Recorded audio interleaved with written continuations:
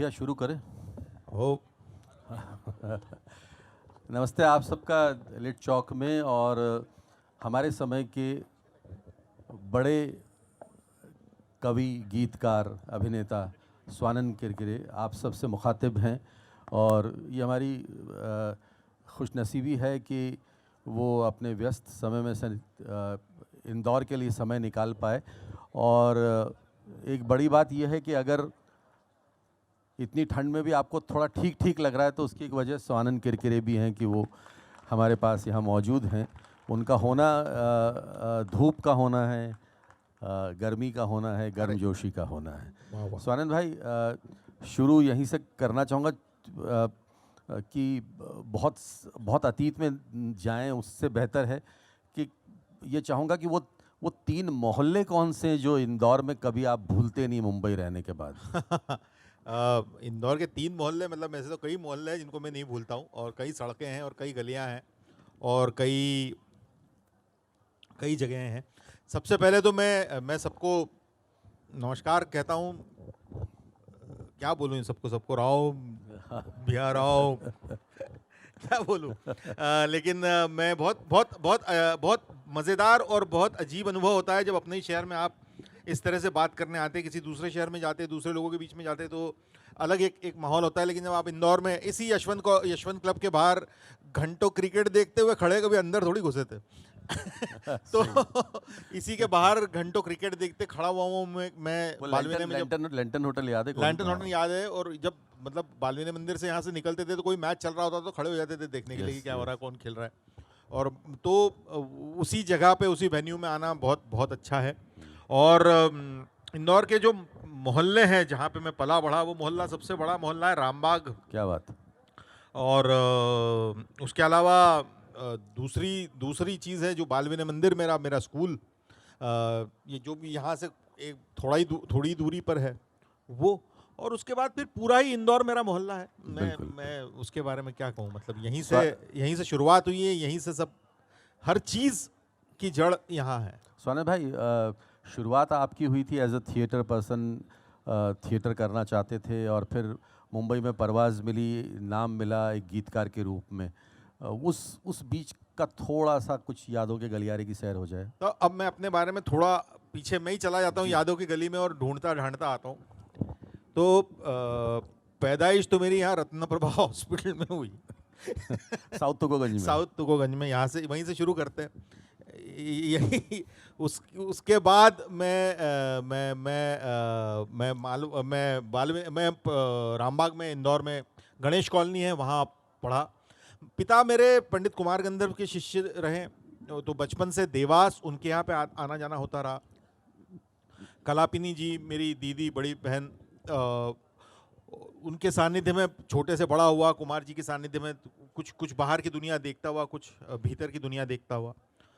उसके बाद इंदौर शहर में गणेश उत्सव, इंदौर शहर का बड़ा खूबसूरत और बड़ा फेमस, उस समय पे काफ़ी अच्छा काम हुआ करता था। उसमें थिएटर हुआ करता था, तो वहाँ से थिएटर की शुरुआत करी थोड़ी बहुत। इंदौर में कुछ संस्थाएं थी, महाराष्ट्र साहित्य सभा जैसी एक संस्था थी। मराठी और हिंदी दोनों नाटक इंदौर में हुआ करते थे। इंदौर ही एक ऐसा शहर है जहाँ पे दोनों नाटकों का मेल रहा। दो तरह की संस्थाएं थी, 2 तरह के नाटक होते रहते थे। तो बाबा गोरे के साथ मराठी नाटक किया, राकेश जोशी के साथ, सुशील जौहरी साहब के साथ, इनके साथ हिंदी नाटक करने की शुरुआत की। दोनों नाटकों में दोनों कश्तियों पे पैर रख के चलते थे। इंदौर पे थोड़ा सा इन्फ्लुएंस भोपाल का था। उन दिनों भारत भवन की शुरुआत हुई थी। बाबा कारंत और उस तरह के नाटकों का इंदौर आगमन होता था। बाबा डिके साहब से काफ़ी सारा यह रहता था। तो ऐसे नाटक के माहौल में धीरे धीरे किसी तरह से धक्के खाते हुए बालवीने मंदिर से हायर सेकेंडरी की। उसके बाद इंदौर क्रिश्चियन कॉलेज से कॉमर्स की डिग्री हासिल की। लेकिन ऐसा लग रहा था कि इससे कुछ होने वाला है नहीं, और ये डिग्री की जो दुनिया है इसमें तो मुझे लग नहीं रहा था कि मेरा कोई भविष्य है, कुछ और करना चाहिए। और उसी दौरान इंदौर में एक संस्था थी फनकार नाम की, जिसके दोनों ही सदस्य अब यहाँ पे नहीं है, जिनका मैं नाम लेना चाहूँगा, आदिल कुरैशी साहब और शाहिद मिर्ज़ा साहब, जो दोनों ही मेरे बड़े भाई रहे हैं। उन लोगों ने एक राष्ट्रीय नाट्य विद्यालय का एक खूबसूरत शिविर किया था। उस शिविर में सुधा शिवपुरी, गोविंद नामदेव साहब, और उसमें आशीष विद्यार्थी साहब भी आए थे, आलोक चटर्जी साहब भी थे। तो आशीष विद्यार्थी का पल्ला पकड़ के मैं दिल्ली चला गया एक्ट वन थिएटर ग्रुप में, और पहला साल मेरा एक्ट वन थिएटर ग्रुप में मैंने गुजारा। पीयूष मिश्रा, एनके शर्मा, उस समय पे मनोज बाजपेयी हुआ करते थे वहाँ पे। उस समय पे सुजीत सरकार जो ये सारी फिल्में बनाई, पीकू वगैरह, ये सारी फिल्में, अनुराग कश्यप, उस समय पे Imtiaz Ali act one theatre group में होते थे। तो एक साल वहाँ बिताया।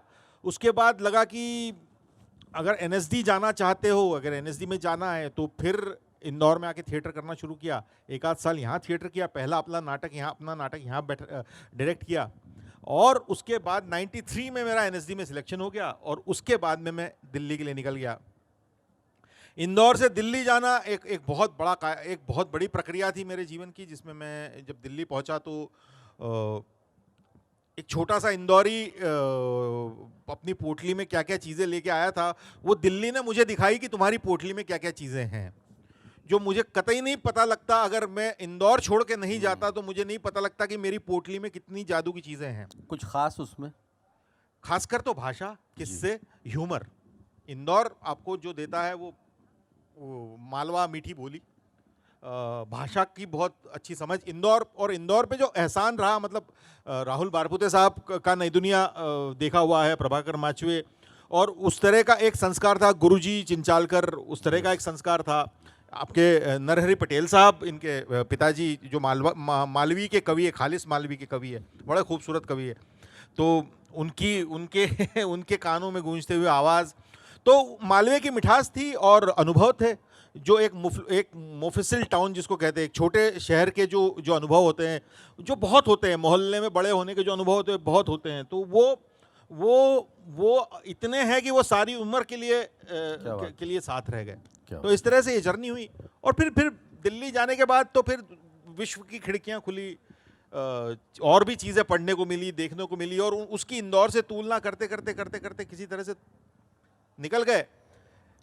गीत संगीत करने का मन नहीं था, लेकिन गीत संगीत इतना खून का, डीएनए का हिस्सा था, पिताजी माताजी की वजह से, कुमार जी की वजह से। बीच में स्वानंद भाई काटूंगा, कुमार जी का जिक्र किया, पिताजी का जिक्र किया, एक कानों में पड़ता हुआ कुमार जी का कोई गीत का मुखड़ा गुनगुना देंगे जो बहुत अच्छा लगता था उन दिनों में, या मालवी रंग वाला हो या निर्गुणी हो? तो निर्गुणी तो मैं ऐसे ही एक मालवी लोकगीत कुमार जी का मुझे बहुत याद रहता है। वैसे सौरभ भाई के यहाँ पे मैंने गुरुजी भी गाया था एक ज़माने में, वो बहुत बड़ा मज़ेदार है। पर मैं मालवी एक छोटा सा लोकगीत गाता हूँ जी। बिल्कुल मालवी लोकगीत है इसलिए गा सकता हूँ, थोड़ी लोकगीतों में थोड़ी यों वो कर सकते हो आप जी। या मटकी गंगा जी से भरी है, या मटकी सौरम जी से भरी है, या मटकी गंगा जी से भरी है। भरत लागो तड़को मारो हार टूटो नो सर को, ओ टूट गया हार बिखर गया मोती, टूट गया हार बिखर गया मोती। बिनत लागो तड़को मारो हार टूटो नो सर को। क्या बात है, वाह वाह वाह। ऐसे ही गंगा जी की मटकी का एक छोटा सा मालवी लोकगीत है जो मैंने कानों में सुना है। बहुत मालवी लोकगीत कानों पे पड़े मेरे। स्वानंद भाई, गीतकार स्वानंद कब प्रकट हुआ मुंबई में? गीतकार स्वानंद एक्चुअली प्रकट हो गया था पीयूष मिश्रा की छत्र छाया में, जब एक्ट वन में थे हम। तो एक्ट वन में जब पीयूष भाई को मैं गाने लिखते देखता था, उसके पहले गाने लिखना ये विधा, कभी गुलजार साहब का फ़ैन था, गाने सुनते थे, यहाँ रवि बैठा है, हम लोग घंटों गुलजार साहब के एक गाने को खोल के देखा करते थे, या साहिर साहब के गानों को, या किसी गाने को खोल के देखा करते थे कि कैसे लिखा, आनंद बख्शी के गानों को। लेकिन लिखेंगे ये कभी ख्याल नहीं आया था। और जब मैंने पहली बार आशीष विद्यार्थी ने जब शहर हमारा सोता है का एक गाना हमको सुनाया था, एक पीयूष मिश्रा का लिखा नाटक है जो बाद में गुलाल फिल्म के गाने बने, तो वो सुना और मैंने कहा ये कोई अपने में से किसी आदमी ने लिखा है, वरना ऐसा लगता था कि गुलजार साहब तो बहुत बड़े आदमी हैं या जावेद साहब बहुत बड़े आदमी हैं, लेकिन पीयूष मिश्रा तो ऐसा लगता था किसी अपने ही आदमी ने। उसको एनके शर्मा जो डायरेक्टर थे वो कहते थे कि गाना लिख के लाओ, वो कोने में जाके गाना लिख के ले आते थे। तो उस फैसिनेशन में मैंने भी कुछ कहा कि मैं भी कुछ लिखना शुरू करूँगा। और एक लम्हा ऐसा आया जब पीयूष भाई नहीं थे तो एनके शर्मा जो थे उन्होंने मुझसे कहा कि भाई तुम लिखो गाने, और मैंने लिखने शुरू किए, मैंने कोशिश की। और वहाँ पे ये था कि वहाँ फरमान जारी होता था, वहाँ कोई ये नहीं कहता था कि लिख पाओगे या नहीं लिख पाओ। मैंने जब उनसे कहा कि मैं नहीं लिख पाऊंगा तो बोले वो तू थोड़ी तय करेगा, वो मैं तय करूंगा, तू लिख सकता है या नहीं लिख सकता। तो मैंने जब लिखा फिर उन्होंने पहला फाड़ के फेंक दिया, दूसरा फाड़ के फेंक दिया, तीसरा फाड़ के फेंक दिया, और चौथे में उन्होंने कहा ये अच्छा है, ये लेते हैं। और इस तरह से मुझे धीरे धीरे कॉन्फिडेंस आने लगा कि मैं थिएटर की दुनिया में गाने कोशिश करने लगा, लिखने लगा। तो और ऐसा करते करते मैं जब बम्बई पहुंचा तो फिर मेरा पहला गाना मैंने ऐसे ही सरोज जी बैठे हैं यहाँ पे, सरोज जी का एक कॉलम बहुत बचपन से मैं पढ़ता आ रहा हूँ, उसका नाम है स्वांत सुखाय, और उसमें एक कविता रहती थी। और तो मैंने एक पहला गाना मेरा जो स्वांत सुखाय लिखा था वो था बाबरामन देखने चला एक सपना, क्या बात। अपने लिए लिखा था, अपने थोड़ा अपने थोड़ा आप के लिए गुनगुना लिखा था। दें, थोड़ा गुन हमारे आज की बातचीत का टाइटल भी है। शुरू में बाबरामन गा दें? हाँ हाँ हाँ, गा दीजिए, शुरुआत में गा दीजिए गा दीजिए गा दीजिए।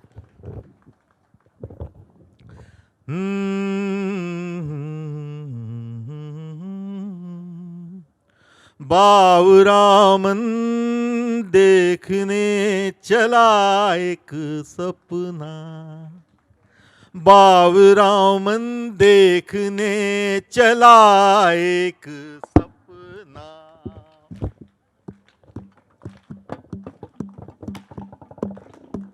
गर्म है यार, गर्मी बहुत है, ठंड बहुत है, सॉरी। बाबरामन देखने चला एक सपना, बावरे से मन की देखो बावरी है बातें, बावरी सी धड़कने हैं, बावरी है सांसें, बावरी सी करवटों से निंदिया दूर भागे, बावरे से नैन चाहे बावरे झरोखों से, बावरे नजारों को तकना, बाबरामन क्या बात है। देखने वाह। चला एक सपना। क्या बात है, वाह वाह वाह वाह वाह वाह। वैसे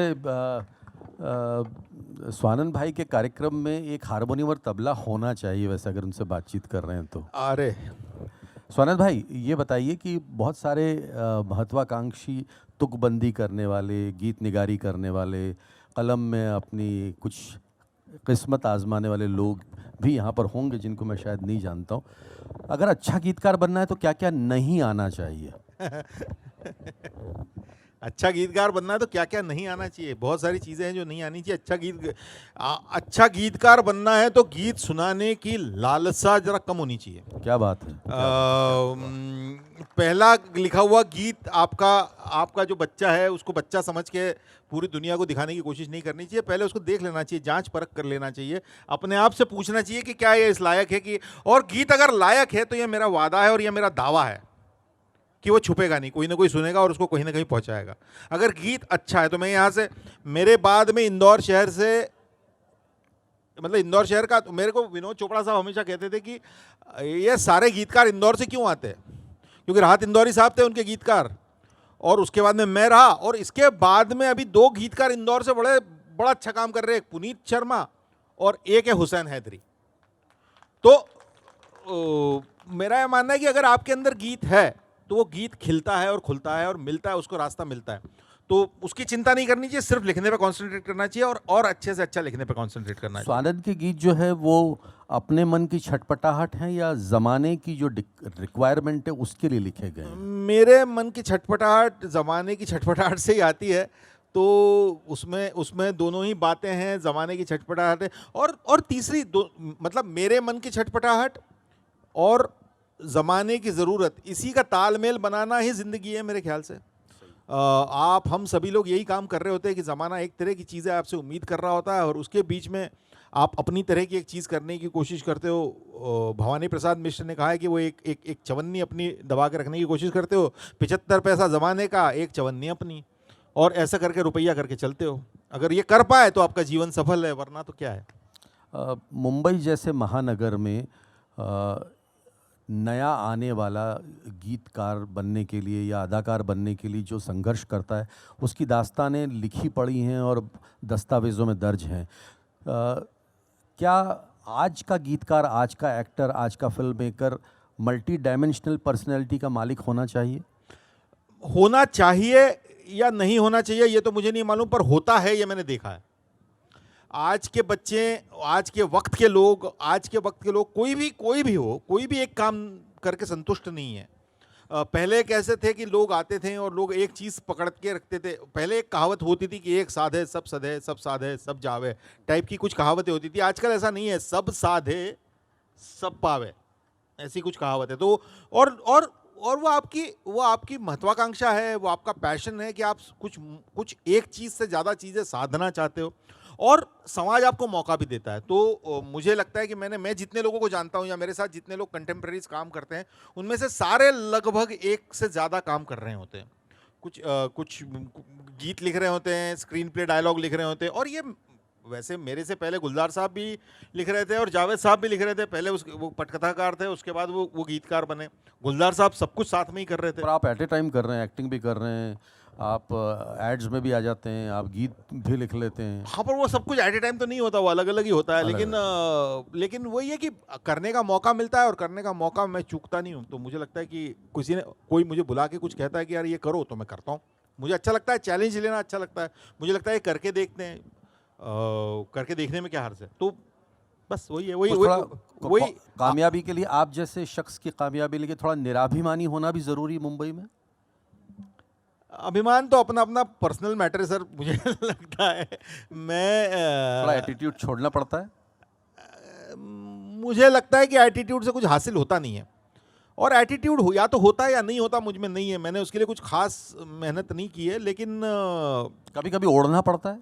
कुछ लोग ओढ़ते हैं, मुझे गरज नहीं लगी कभी ओढ़ने की। ऐसा मुझे लगता है, पता नहीं किसी को लगे कि यार बड़ा एटीट्यूड वाला आदमी है। हो सकता है पीछे कोई आदमी बोल के गया कि इससे सेल्फी नहीं लूंगा यार मैं, ये तो बहुत बहुत एटीट्यूड है इसमें। तो खैर वो भी एक पर्सपेक्टिव की बात है। लेकिन मुझे लगता है कि सहज होना सबसे कठिन बात है, और अगर वो हासिल कर पाए हम, कोशिश ये रहती है कि सहज रहें, अपनी ज़मीन ना छोड़े, क्योंकि अंततः आपकी कला आपकी ज़मीन से ही आती है, आपके लोगों से जुड़ाव से ही आती है। जिन जिन लोगों ने मैंने ऐसा देखा है मुंबई शहर में या बाहर भी, कि जिन जिन लोगों ने ज़मीन से संपर्क तोड़ दिया है, उनकी कला भी मृत होती चली गई है। उनकी कला भी ज़मीन से संपर्क छोड़ देती है। तो आपकी कला की गरज है, क्योंकि आप वहाँ तक क्यों पहुँचे, क्योंकि आपके पास ज़मीन की खुशबू आप अपनी गठरी में लेके आए थे। अगर वो खुशबू खो दी है आपने और उसका संबंध आपने खो दिया है, तो ज़मीन आपको फिर से दोबारा आत्मसात नहीं करेगी। तो मुझे लगता है कि वो जुड़ाव बने रहना चाहिए। फिर एटीट्यूड नॉन एटीट्यूड बात की बात है। स्वानंद, ज़मीन वाली बात से एक सवाल छोटा सा है, लेकिन उसको ज़्यादा लंबा नहीं करेंगे क्योंकि वो बड़ा प्रश्न है हिंदुस्तानी फिल्मों का। हिंदुस्तानी फिल्मों से गांव क्यों गायब हो गया? ये बहुत बड़ा सवाल है, क्योंकि गांव हमारी सोच से गायब हो गया। हमने हमारे गाँव को देखना छोड़ दिया है। हमारे सारे गांव शहर बनने की कोशिश में लगे हुए हैं, और हम सारे के सारे जो गांव हैं वो शहर बन के घूम रहे हैं।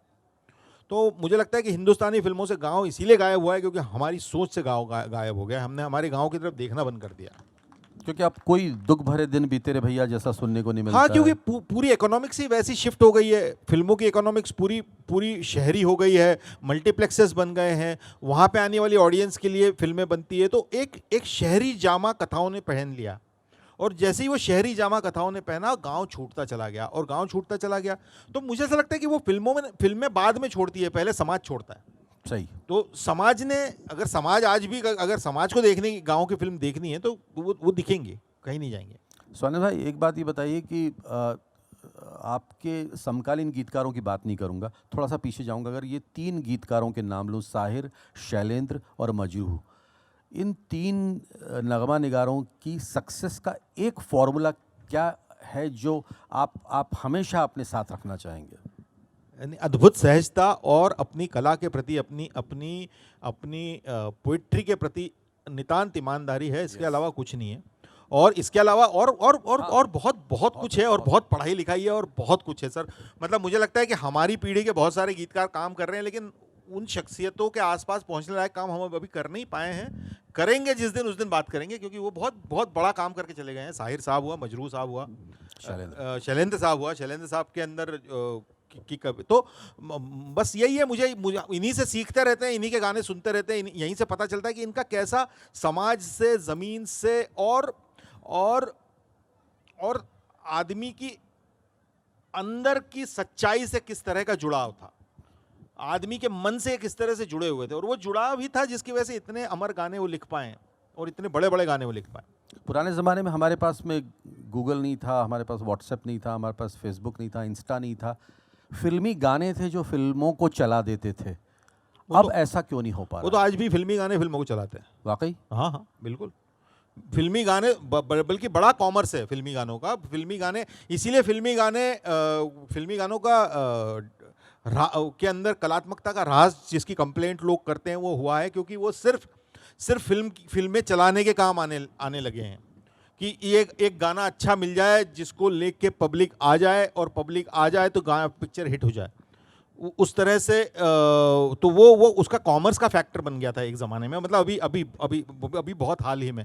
इसीलिए शायद कथा से जो फिल्मी गाने गायब हुए हैं, फिल्म के कथानक में जो फिल्मी गाने पिरोए जाते थे मोती की तरह, मतलब धागे और मोती का या धागे और फूल का माला में जैसे संबंध होता है, उसी तरह का संबंध था फिल्मी गीतों का फिल्मों की कहानियों से। लेकिन आज की दिक्कत यह है कि आज कहानियों में फिल्म के गानों की ज़रूरत उतनी नहीं रह जाती है, और उसके ऊपर गाने थोपे जाते हैं कहानी के ऊपर, और कुछ बाहर से ऐसे गाने थोपे जाते हैं जो जनरली इंस्टाग्राम पे रील बन पाए, और जो वो जिसका एक मुखड़ा दो मुखड़े दो लाइनें पकड़ के कोई उसमें नाच कर ले, किसी की शादी में बच जाए। तो उस तरह के गाने फिल्मों से समाज फिल्मों से अलग अलग किस्म की चीज़ें मांगता रहता है। उसमें एक सबसे बड़ी गानों से वो उसकी उम्मीद ये रहती है कि मेरे दुख में काम आने वाले गाने चाहिए, मेरे सुख में काम आने वाले गाने चाहिए, मेरी शादी में बजने वाले गाने चाहिए। तो हर फिल्म की ज़रूरत हो जाती है कि एक या दो गाने शादी के दें, क्योंकि वो अगर शादी में बजेंगे तो फिर वो फिल्म को फ़ायदा करेंगे। तो फिल्मी गीतों से कहानी की ज़रूरत खत्म होना, ये सबसे ज़्यादा बड़ी दिक्कत वाली बात। सोनी भाई, ज़रा पंजाब ज़्यादा हो गया फिल्मों में, ये क्या उसका रिदम फैक्टर है जो ज़्यादा फैसिनेट करता है फिल्म वालों को? उत्तर प्रदेश चला गया, लावणी चली गई, बिहार का हम भोजपुरी गाना नहीं सुन रहे हैं, नैन लड़ गई हैं तो मनवामा का सखई बेकर, ऐसे ये बात सही है, ये बात बिल्कुल सही है। ओवर पंजाब हो रहा है। ओवर पंजाब हुआ दुनिया भर में हो गया, क्योंकि पंजाब के पास शायद वो रिदम है, रिदम जिसको पकड़ा गया है, और पंजाब के शायद की भाषा में शायद वो कुछ एक बात है जो मुझे नहीं पता, मैंने कभी उसका अभ्यास नहीं किया उस तरह से, लेकिन मुझे लगता है कि एक बात है जो लोगों को पसंद आती है। एक बल्ले बल्ले में एक जज्बा है, और वो बल्ले बल्ले लोगों को अच्छा लगता है, और वो लोग हाइटेंड इमोशन में जीना चाहते हैं। तो जब हाइटेंड इमोशन में जीना चाहते हैं, पंजाबी संगीत में वो बात है कि वो आपको एक हाइटेंड स्पेस में पहुंचा सकता है। बस इतनी ही बात लगती है। हालांकि पंजाबी के भी बहुत अच्छे अच्छे शायर हिंदी फिल्मों में इस्तेमाल, इरशाद परसों जो यहाँ आके गए, वो बड़े अच्छे पंजाबी के राइटर है, बहुत अच्छी खूबसूरत बातें उन्होंने लिखी है।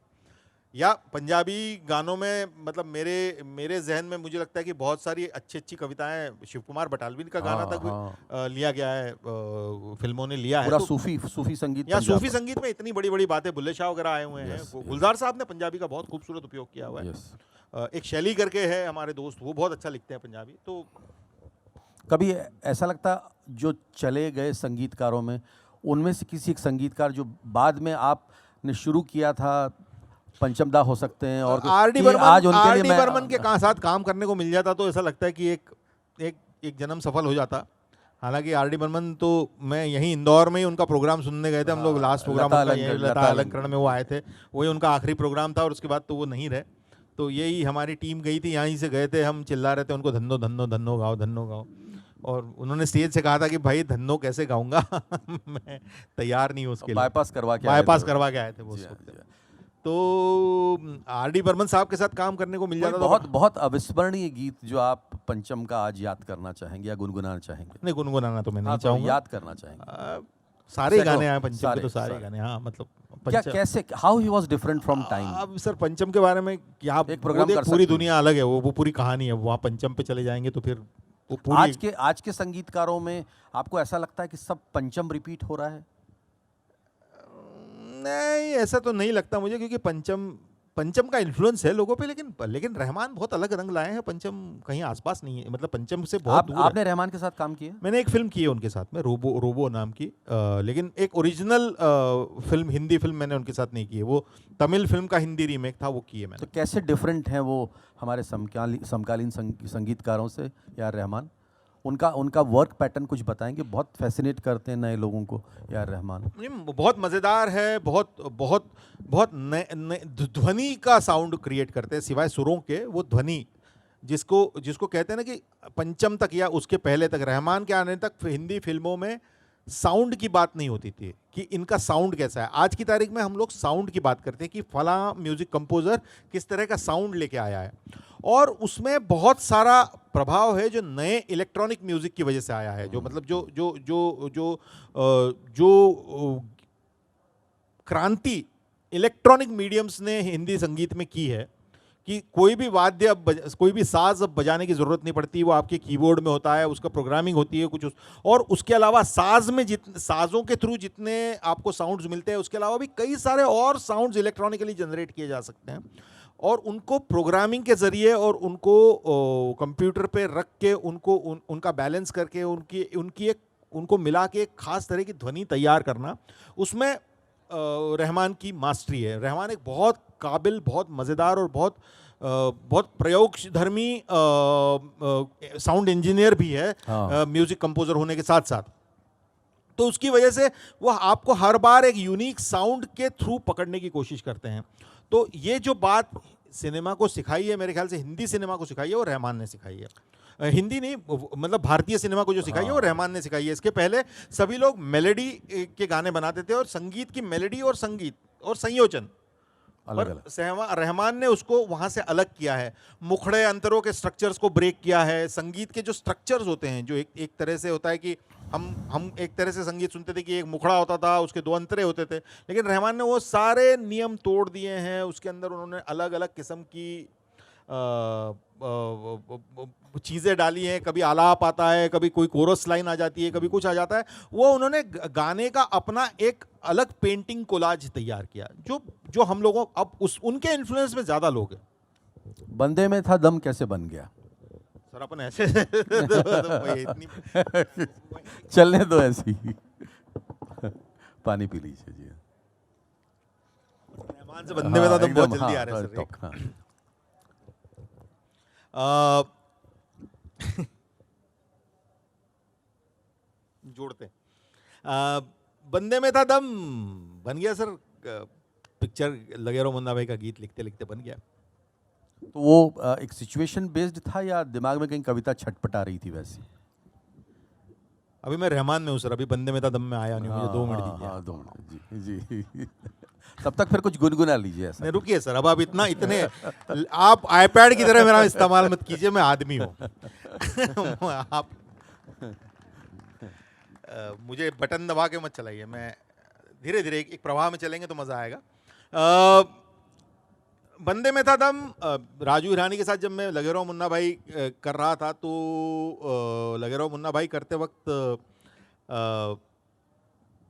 बात हुई थी बेसिकली गांधी जी के ऊपर एक फिल्म कर रहे थे। गांधी जी एक बड़ी कमर्शियल फिल्म का हिस्सा होने वाले थे, और जैसा कि हमें पता है कि हमारे देश में चीज़ों को लेके बहुत संवेदनशील है हम लोग। हमारे यहाँ पे बहुत अचानक से लोगों की भावनाएं आहत हो जाती है, और ये सारी चीज़ें आपको फिल्म बनाते वक्त ध्यान में रखनी पड़ती है। लोग ध्यान में रखने की कोशिश भी करते हैं, उसके बावजूद कहीं ना कहीं कुछ मौका लग जाता है उनको, और उनकी भावना आहत हो ही जाती है लोगों की। तो गांधी जी के बारे में ये था, और राजकुमार हिरानी जी का मन था कि हम इसको एक गीत बनाएं गांधी जी के बारे में। अब गांधी जी के बारे में गीत बनाना अपने आप में एक चुनौती है, और लेकिन उनकी शर्त ये थी कि हमको ऐसा गाना बनाना चाहिए जो लगे मुन्ना भाई की स्पिरिट के साथ जाए। और मुन्ना भाई की स्पिरिट जो है वो वो मजाकिया स्पिरिट है, बम्बैया स्पिरिट है, एक एक एक एक एक गुंडे की, एक स्ट्रीट के आदमी की स्पिरिट है। तो उसको कैसे अचीव किया जाए?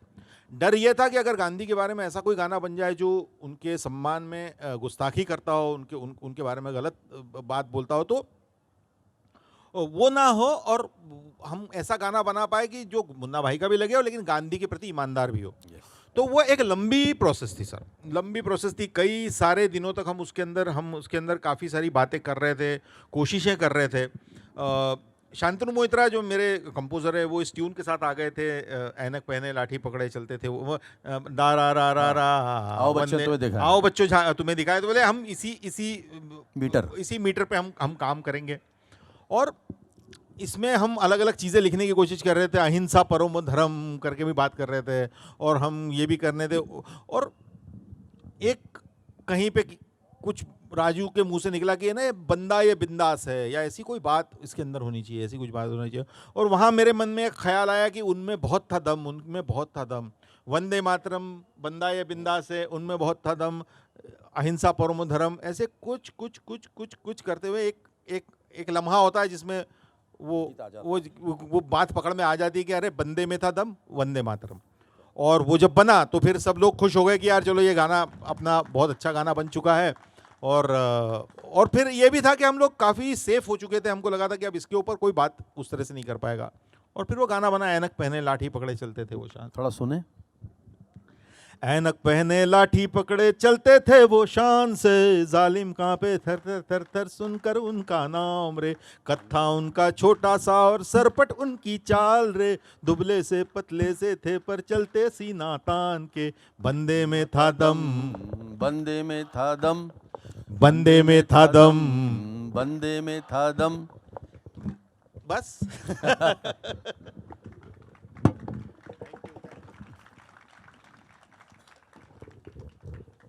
पूछूं अगला? अरे बिल्कुल सर, दागिए। बहती हवा सा था वो, आपकी नगमा निगारी का सबसे भावुक, सबसे अविस्मरणीय, और जिसमें शब्द की शुचिता, पवित्रता का बिल्कुल चित्र बन जाता है। क्या कहेंगे इसके बारे में? कविता बन गई। कभी कभी कहते हैं कि जैसे उर्दू शायरी में कहते हैं कि शेर हो गया। तो सब हो ही गया। मेरा तो हर काम हो गया, अच्छा बुरा सारा काम हो गया। क्योंकि एक उस लम्हे की ईमानदारी ही है जो काम करवा देती है। उस लम्हे की हम काम कर रहे थे, वो भी ये मैं अपने जीवन के काल में मैंने बहुत सारे गीत जो लिखे ना, वो कैरेक्टर इंट्रोडक्शन के लिखे। बंदे में था दम, वंदे मातरम, गांधी जी के की कैरेक्टर के बारे में लिखा। बहती हवा सा था वो आमिर खान जी का कैरेक्टर जो वो रैंचो है, उनके आने से पहले उनको फिल्म में इंट्रोड्यूस करने वाला गीत है ये। आला बर्फी करके एक बर्फी में बर्फी के इंट्रोडक्शन का गीत है। मन भंवर उठे सिंघम सिंघम, वो सिंघम के इंट्रोडक्शन का गीत है। तो मुझे हमेशा इस तरह के गीत मिले, तो उसमें यह था कि इन दो दोस्तों की निगाह से हमको लोगों को बताना था कि ये आमिर खान साहब का कैरेक्टर कैसा है, आमिर खान मतलब रैंचो का कैरेक्टर कैसा है। तो उसमें जो मैं यही कह रहा हूँ कि वो उसमें जो बात आई, हम जब ढूंढ रहे थे गीत को और हम उसके ऊपर बातचीत कर रहे थे, तो सबसे पहली बात यह याद आई कि मैंने सोचा कि मैं अपने खोए हुए दोस्तों को याद करूं, और ऐसे दोस्तों को याद करूं जिनसे मैंने कुछ लिया है, जिन्होंने मुझे सिखाया है। और ऐसे कई दोस्त मुझे जीवन में मिले, इंदौर से लेके तो दिल्ली तक के, और दिल्ली से लेके तो बम्बई तक के मेरे सफ़र में। वो सारे के सारे जिन्होंने लीक से हटकर कुछ ना कुछ किया था। और मुझे ऐसा लगा कि ये गीत तभी बन पाएगा अगर मैं इसको तुलनात्मक गीत बनाऊं। मतलब हम कैसे थे, वो कैसा था, हम कैसे थे, वो कैसा था। और जिस दिन हमें ये बात समझ में आ गई कि हाँ हम ऐसा गीत बनाएंगे, उस दिन मुझे लगा उस गीत ने आकार लेना शुरू कर दिया, और फिर वो गीत बनता चला गया।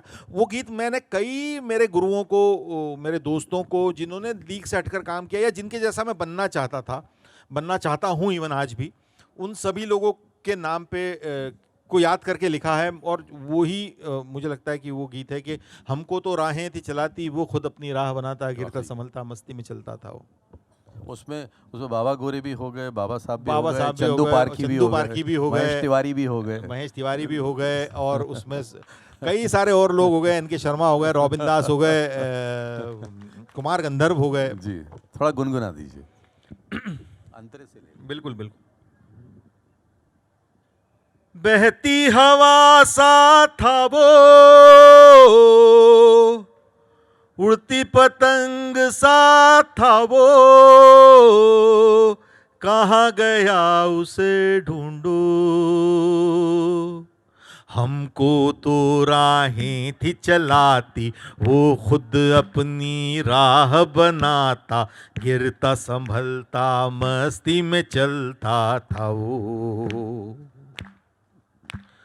हमको कल की फिक्र सताती, वो बस आज का जश्न मनाता, हर लम्हे को खुल के जीता था वो। कहाँ से आया था वो, छूके हमारे दिल को, कहाँ गया उसे ढूंढो। सुलगती धूप में छाँव के जैसा, रेगिस्तान में गाँव के जैसा, मन के घाव पे मरहम जैसा था वो। हम सहमे से रहते कुएं में, वो नदियां में गोते लगाता, उल्टी धारा चीर के तैरता था वो। बादल नवारा था वो, यार हमारा था वो, कहाँ गया उसे ढूंढो। क्या बात है, क्या बात है, क्या बात है, क्या बात है, क्या बात है, क्या बात है। वाह संजय जी। स्वानंद भाई, क्या गीतकार के लिए संगीतकार तबीयत होना एक ड्रॉबैक है या एक प्रिविलेज है? प्रिविलेज ही है, प्रिविलेज। प्रिविलेज ही है, लेकिन हाँ मतलब बहुत अच्छे, मतलब पुराने गीतकारों में भी आनंद बख्शी साहब बड़ा अच्छा गाते थे। अच्छा। हाँ, हाँ, उनके उन्होंने बड़े किस्से सुने। गाया, हाँ, हाँ। उनकी तो धुनें, Yes. धुनें भी सुना देते थे वो गाना बना के। और मेरे वक्त के गीतकारों में अमिताभ भट्टाचार्य बहुत अच्छा गाते हैं। तो अगर उस वो हो जाए तो आपको फ़ायदा होता है मीटरिंग, क्योंकि हम धुनों पे गाने लिखते हैं तो मीटरिंग की समझ अच्छी आती है, मीटरिंग आप अच्छे से पकड़ पाते हैं। लेकिन अगर आपको अगर आप नहीं गा पाते तो इसका मतलब ये नहीं कि आप अच्छे गीतकार नहीं बन सकते। बहुत बड़े बड़े गीतकार हैं जो बिल्कुल गा नहीं सकते। तो इसका मतलब इससे फ़ायदा हो सकता है, लेकिन इससे नुकसान कुछ नहीं है। कोई ऐसा गीत बना जो आपने कंपोज किया था और वो गीत बन गया, धुन संगीतकार ने पकड़ ली वहां से? वो खोया खोया चांद का एक गीत है मेरा, क्यों खोए खोए चांद की फिराक में तलाश में क्या बात है। उदास है जो। तो ये इसकी बेसिक धुन मेरे मन में आई थी, फिर शांतनु ने उसको एलैबोरेट किया था। इंदौर को कैसा मिस करते हैं? इंदौर को कैसे मिस करते हैं? इंदौर को बहुत मिस करता हूँ, और ये कोरोना के काल में तो बहुत ही मिस किया, क्योंकि आने की कोई संभावना नहीं बन रही थी, और बहुत खबरें भी आ रही थी, कुछ लोगों ने सफ़र भी किया, कुछ लॉसेस भी हुए, और हम इतने हैंडीकैप्ड हो गए थे, हम इतने ये थे कि हम एक दूसरे को मिलने जा पाने की स्थितियों में नहीं थे। तो इंदौर को बहुत याद किया, इंदौर को बहुत मिस किया, हमेशा ही करता हूँ। और आज इसीलिए बहुत अच्छा लग रहा है कि उस काले समय से हम बाहर निकल के आए हैं, और आज हम एक साथ बैठकर कम से कम बात तो कर रहे हैं, कम से कम लिटरेचर पे बात हो रही है, एक साथ हम इतनी सारी बातें कर रहे हैं। तो it's a great thing. Rajshekhar भी बैठे हुए हैं, इतनी देर बाद मुझे दिख रहे हैं। ओह हाँ, दुबले हो गए यार।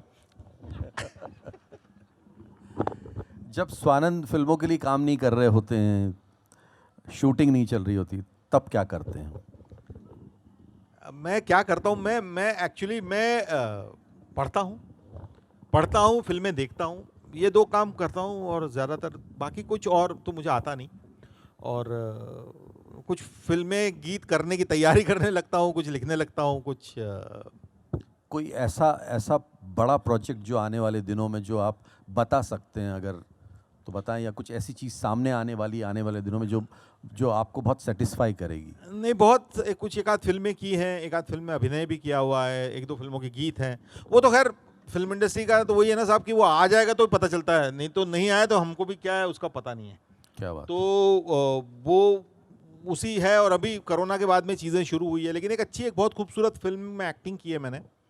तो वो शायद सबसे पहला काम वही बाहर आया। अविनाश अरुण करके एक मेरे मित्र हैं, उन्होंने डायरेक्ट की है फिल्म, जिन्होंने पाताल लोक नाम का सीरियल बनाया था, तो उन्होंने वेब शो बनाया था, तो उन्हीं की एक फिल्म की है मैंने, तो उसका अभिनय किया है। और उसके अलावा कुछ गीत हैं वो आएंगे, बाल्की साहब की फिल्म है उसके गीत आएंगे। एक शाबाश मिठू नाम की मिथाली राज की ज़िंदगी पे एक फिल्म आ रही है, उसके गीत आएंगे। तो वो सब तो हो ही रहा है। कोई आपकी तरफ से कोई सवाल एक आधा जो मैं नहीं पूछ पाया? जी पूछिए, जोर से पूछिएगा।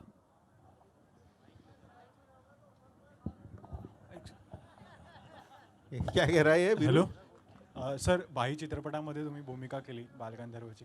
जोरात बोला ना, पण भाई जोरात बोला. चित्रपटामध्ये तुम्ही भूमिका मायक्रोफोन केली. मायक्रोफोन तर पास त्याबद्दल काय अनुभव, तो अनुभव कुमार गंधर्व सरांची. ते भूमिका केली आहे हाँ, त्याच्यामध्ये. तो मैं इनका सवाल ये है कि एक मराठी फिल्म आई थी भाई, पु ल देशपांडे की ज़िंदगी के ऊपर। उसमें एक कुमार गंधर्व साहब की का रोल था, वो मैंने किया था। हालांकि उसमें सिर्फ मैंने उसमें अभिनय नहीं कह सकते उसको, वो सिर्फ गाना गाते बैठे हैं, तो मैं उनकी तरह बैठ के गाने गाया था। अनुभव बड़ा मज़ेदार था, और वो जो काम मैं बचपन से करता आ रहा था उनकी नकल उतारने का, जिसको लेके घर में कभी गालियाँ और कभी तालियाँ मिलती थी, वो मुझे स्क्रीन पे करने का मौका मिला, तेवढं मला करायला मिळालं, म्हणून तेवढंच. तो भानुकुल का कोई किस्सा ऐसा याद है जो कभी दिमाग से उतरता नहीं है, कोई त्योहार पर या गाने बजाने की महफिल नहीं, पर? कुमार जी के साथ तो मतलब वो एक एक दिन एक एक लम्हा, मतलब वो कुमार जी तो ऐसे रसिक आदमी थे कि घर में कृष्ण कमल का फूल खिला है तो वो खाना भोज रख देते थे घर पे कि आ जाओ, फूल खिल गया है, मोगरा खिल गया है, चमेली खिल गई है, फला पंछी आके गा के गया है, आ जाओ। तो इस तरह से, और मेरा काम होता था वो बगीचे में वो बहुत बागबानी करते थे, और उनको वो बगीचे में पानी डालने का काम खुद करा करते थे जब भी घर पे होते थे। तो उनकी जो पाइप होती थी सटक, उसको सीधा करने का काम मेरा होता था, उसको सीधे पकड़ के ये करने का काम होता था, तो उसमें गालियां खाता था। एक चीज़ कुमार जी मुझे हमेशा कहते थे कि इसके पिछवाड़े में कांटे हैं, क्योंकि मैं जहाँ भी बैठता था वहाँ पे सारी चादर वादर जो भी है वो खराब हो जाती थी। तो ये कहते थे कि मेरी माँ को कहते थे कि इसका जरा देखो, इसके पिछवाड़े में कांटे लगे हुए हैं।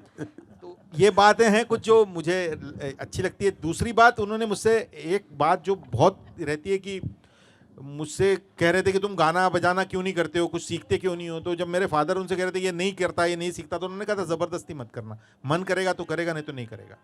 जो बात सबसे बड़ी थी उस वक्त। आपने कुमार जी के बारे में एक दिन अभी जो बातचीत हुई थी 2-3 दिन पहले, आपने उसमें वो बात मैं चाहता हूँ आप दोहराएं कि कुमार जी को बंदिशों में जो क्लासिकल म्यूजिक में शब्दों को छोड़ देते हैं, उसको वो बहुत अच्छा पकड़ते बहुत अच्छा वो पकड़ते क्या थे। खास शायद था? इसीलिए मेरे ऊपर शब्दों का बहुत प्रभाव इसलिए पड़ा क्योंकि वो कुमार जी के यहाँ पे वो जब उनके शिष्यों को सिखाते थे तो वो उनको शब्दों को पकड़ने को कहते थे, शब्द पकड़ने को कहते थे। इसीलिए कबीर का शब्द उन्होंने पकड़ा, या अपनी खुद की बंदिशें कुमार, बहुत लोग जानते हैं और बहुत लोग नहीं भी जानते, लेकिन कुमार जी ने अपनी खुद की बंदिशें लिखी हैं। शोक नाम से। शोक नाम से कई सारी बंदिशें, खूबसूरत बंदिशें। और क्लासिकल संगीत में जो नहीं हुआ वो कुमार जी ने किया है। मतलब जैसे उन्होंने भाई बहन के पतंग उड़ाने पे बंदिश लिखी हुई है, या कुली जो होता है जो लदा लेता है, तो उस कुली के ऊपर एक बंदिश की, लदा ले बीरा मेरा भी सामान लाद ले अपने। तो वो क्लासिकल संगीत में रोज़मर्रा की ज़िंदगी की चीज़ें लाए थे। तो वो एक प्रभाव था कुमार जी का, शायद उसी वजह से मैं गीतों की तरफ आकृष्ट हुआ। मेरी दादी भी थोड़ी, वो भी मालवा अंचल की थी, खातेगांव की थी, तो वो भी मालवी बहुत अच्छी बोलती थी, उनकी भाषा में मालवी बहुत सारी थी। हम इंदौर के मराठी लोग थोड़े मराठी कम, मालवी ज़्यादा होते हैं। और जैसे मुंबई में गुजराती अच्छी पकड़ लेते हैं लोग, ऐसे यहाँ मराठी यहाँ तो मालवी मराठी पकड़ लेते मालवी हैं। का, हाँ, मतलब हमें समझ नहीं आता था कि, मतलब मेरे घर में भी झगड़ा हिंदी में होता था और बाकी सब बातें मराठी में होती थी। तो जब डांट पड़नी होती थी तो पापा अचानक हिंदी में शुरू हो जाते थे कि ये क्या हो गया। तो ये तो उस वजह से मज़ेदार। कोई सवाल और?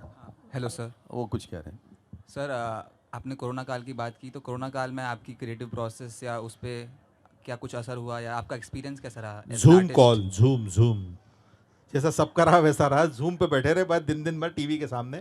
क्रिएटिव प्रोसेस यही थी कि भाई कैसे जैसे जितना मुश्किल सब लोगों के लिए था, मैं एक बात बहुत ईमानदारी से कहना चाहूँगा, हम लेखकों के लिए उतना मुश्किल नहीं हुआ, क्योंकि हम वैसे भी घर में बैठने वाले लोग होते हैं और घर में बैठ के काम करना आता है हमको। हमारा काम बहुत सारा घर में बैठ के होता था, तो उस वजह से काम काफ़ी सारा करते रहे।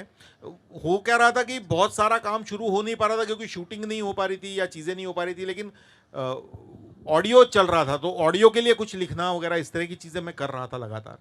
और कोरोना काल में बस यार जैसे सबने कश्ती को खे के किनारे लगाया है, वैसे हमने भी फेसबुक लगाया। लाइव फेसबुक लाइव किया, इंस्टा लाइव किया, लोगों से संपर्क बनाए रखने की कोशिश की, और लोगों से लोगों को लोग कहते थे कि आपके गाने से हमें ऊर्जा मिलती है, हमको लगता था आपके होने से हमें ऊर्जा मिलती है, तो ऊर्जाओं का आदान प्रदान करते रहे और इसी तरह से निकल गया बात। स्वानंद, कभी ऐसा होगा कि हम आने वाले बरसों में अभिनेता स्वानंद को मंच पर थिएटर में वापस देखेंगे? मैं थिएटर करता हूँ सर, करते हैं? अभी भी करता हूँ। मेरा एक नाटक मकरंद देशपांडे का नाटक है पिताजी प्लीज़, अगर आप बम्बई में हैं तो 8 जनवरी को पृथ्वी में आई है, वो उसका मंचन होगा।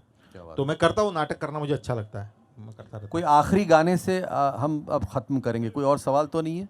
लास्ट क्वेश्चन, आखिरी क्वेश्चन दे दीजिए, आखिरी क्वेश्चन दे दीजिए। और राजशेखर, हाँ आ जाइए। देखिए स्वानंद जी, आपने अभी शब्दों का बहुत अच्छा से बताया कि शब्द पकड़िए, आपको भी सिखाया गया था। तो आप भी जब लिखते हैं तो ये ध्यान में रखते हैं कि कोई मेरे भी शब्द पकड़ रहा होगा, और मैं चाहता हूँ आप लिखते बहुत बेहतर है, आप भी गुलजार साहब की तरह कुछ ऐसा लिखिए कि जो सदैव के लिए याद रहे, क्योंकि मैं ये मानता हूँ कि लिखने के मामले में he is the icon in Bollywood. I believe, what you believe? I totally agree with you, thanks. Totally agree with you, और वही कोशिश है यार। सौरभ, राजशेखर, हाँ हाँ पूछो ना। जल्दी अरे सौरभ भाई को दीजिए। मैं कह रहा हूँ कि मेरा और राज का सेम सवाल है, जो सवाल नहीं रिक्वेस्ट है। हम आपसे गाना, इसका ज़्यादा पेमेंट हो गया है क्या? आप ये लो यार। नहीं दादा, ये एक गाना है जो, थोड़ा करीब लीजिए सौरभ भाई, इस थोड़ा तरफ। पास हो जाए। हाँ थोड़ा। अच्छा ओ, मैं जल्दी से फटाक से बता देता हूँ। हाँ, राजशेखर को और मुझे आपके गाए कई गाने बहुत पसंद हैं, आपके लिखे भी, पर बातचीत के क्रम में आपने एक गाने का जिक्र किया, शांतनु मोइत्रा ने जिसकी धुन एज इट इज़ उठा ली थी, और हर बार हम जिद करके आपसे वो गाना सुनते ही हैं। खोए खोए चांद की तलाश। जी, खोया चांद आपको और इस पर खत्म करेंगे बातचीत। ठीक है। नहीं, शांतनु ने जस की तस उठा नहीं ली थी, मतलब हम दोनों ने मिलके किया था, वो एक आदान प्रदान की प्रक्रिया होती है सर। मेरे बहुत अच्छे मित्र हैं, मैंने उनके भी बड़े अच्छे गाने करने का मौका मिला, लेकिन आज शब जो चांद ने है रूठने की ठान ली, गर्दिशों में है सितारे बात हमने मान ली, अंधेरी स्याह जिंदगी को सूझती नहीं गली, के आज हाथ थाम लो एक हाथ की कमी कली, क्यों खोए खोए चांद की फिराक में तलाश में उदास है दिल, क्यों अपने आप से खफा खफा जरा जरा सा नाराज है दिल, ये मंजिले भी खुद ही तय करे, ये फासले भी खुद ही तय करे, क्यों तो रास्तों पे फिर सहम सहम संभल संभल के चलता है ये दिल, क्यों खोए खोए चांद की फिराक में तलाश में उदास है दिल, जिंदगी सवालों के जवाब ढूंढने चली, जवाब में सवालों की एक लंबी सी लड़ी मिली, सवाल ही सवाल हैं सूझती नहीं गली, के आज हाथ थाम लो एक हाथ की कमी खली। चलो, आप सबकी ओर से स्वानंद को नया साल मुबारक। अभी आप सबको भी नया साल मुबारक। Thank you.